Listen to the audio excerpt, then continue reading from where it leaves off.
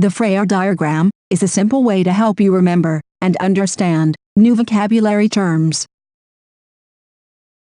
In the center of the diagram, write the term you are trying to remember.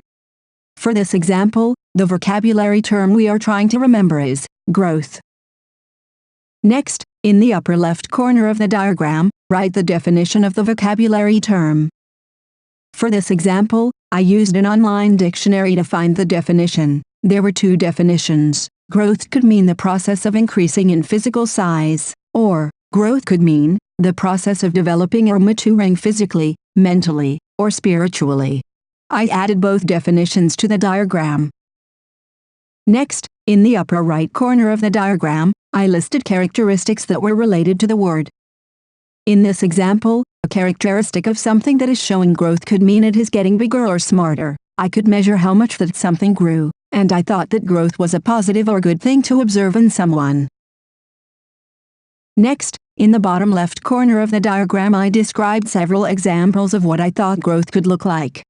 My first example is, at the beginning of the year, I was only 4 feet tall. Now, I'm almost 5 feet tall. This example shows that the person increased in physical size over the course of the year. Finally, in the lower right corner of the diagram I listed relevant non-examples. This means the statement I made in the box is related to the vocabulary term, but means the opposite, or is missing a critical characteristic of the term. It is possible that someone not paying attention could mistake these non-examples as examples. A non-example of growth is, the amount of pennies I have is less than I started with. This non-example shows the physical quantity of the item is smaller rather than larger. This concludes the demonstration of how to use a Frayer diagram.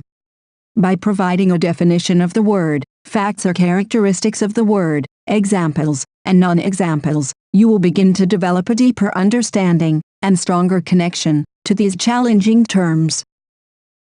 If your teacher is using the Frayer diagram for Google Classroom, shown throughout this video, you can click the annotation to find out more information on how to add new Frayer diagrams to the Google Slides presentation.